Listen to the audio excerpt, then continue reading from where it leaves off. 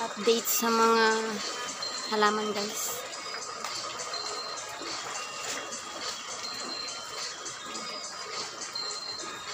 Ito po ano yung mga tinik niya.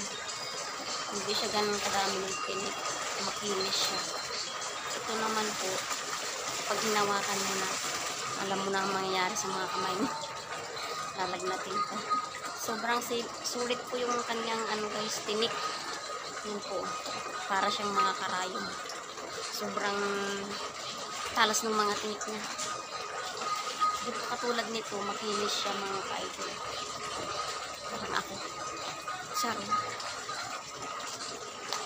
Tapos namumulaklak siya, guys. Yung isa naman po, pakita ko sa inyo, namumulaklak siya. Ayan guys, nakikita nyo po. Mamumulaklak siya. Malaki po yung bulaklak niyan. Ang ganda po niyan mga ka-idol pag namulaklak. Pag lumaki na yung bulaklak niya.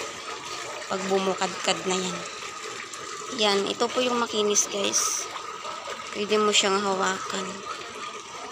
At ito naman po ang pinaka matinik.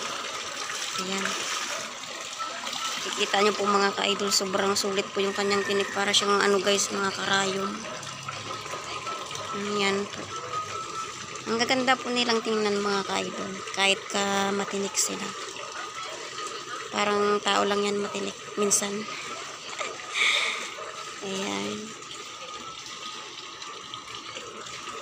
Sa mga hindi pa po nakapag-subscribe dyan, paki-subscribe naman po. That's it for today's video.